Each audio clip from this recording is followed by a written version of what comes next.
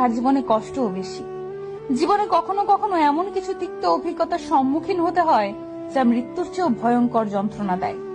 এসব কারো কাছে বলা যায় না, চুপচাপ সয়ে নিতে হয়। পুরুষ মানুষের সত্যিকারের ভালোবাসা ভয়ঙ্কর সুন্দর।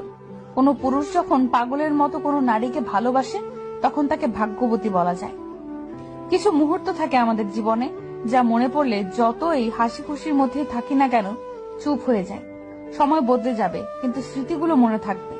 ফ্যামিলি তোমার পছন্দের সবকিছুই দিবে, শুধু তোমার পছন্দের মানুষটা ছাড়া। আপন তো অনেকেই ছিল, যখন বিপদে পড়ে পিছু ফিরে তাকালাম তখন একমাত্র ছায়াটাই সঙ্গে ছিল।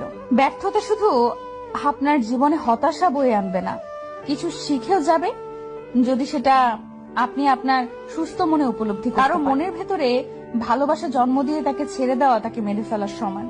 জীবনে আনন্দ উপভোগ করো, কিন্তু অন্যকে দুঃখ দিয়ে নয়। অবহেলার প্রহর শেষ হলে ডাক দিও, আবারও বলবো ভালোবাসি। কথার রোগ হলো মিথ্যা বলা, জ্ঞানের রোগ হলো ভুলে যাওয়া, ইবাদতের রোগ হলো অলসতা, দানের রোগ হলো গর্ব করা, সাহসিকতার রোগ হলো অত্যাচার করা, সৌন্দর্যের রোগ হলো অহংকার করা, বংশের রোগ হলো বড়াই করা। আপনি যতই মানুষকে ধরে রাখতে চান, মানুষ আপনার বিকল্প কাউকে পেয়ে গেলে আর কখনোই আপনার দিকে ফিরে তাকাবে না। তুমি সফল না হওয়া পর্যন্ত কেউ তোমার গল্প শুনতে যাবে না। মানুষকে ঠকিয়ে আজ যতই মজা নাও না কেন, সঠিক হিসাব তোমাকে একদিন এই পৃথিবীতেই দিয়ে যেতে হবে।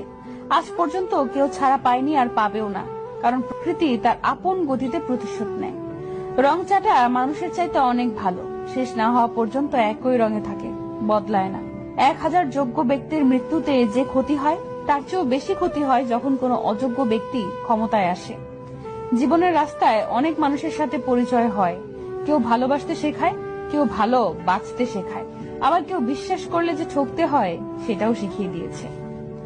আমাদের ছোটবেলায় বাবা মাকে যতটা প্রয়োজন হয়, ওনাদের বিধ্বস্ততায় ঠিক ততটাই প্রয়োজন আমাদের হয়।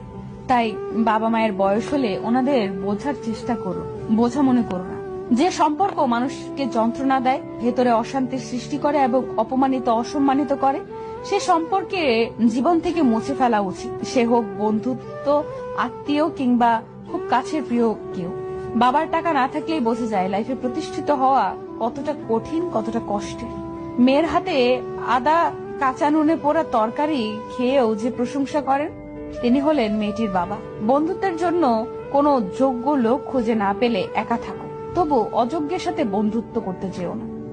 সৎ পথে উপার্জন করুন, অসৎ পথে নয়। সম্পদের ভাগীদার সবাই হবে, শান্তির ভাগীদার কেউ হবে না। যতই রাগ উঠুক না কেন, রাগের সময় একটু ভেবে চিন্তে কথা বলা উচিত।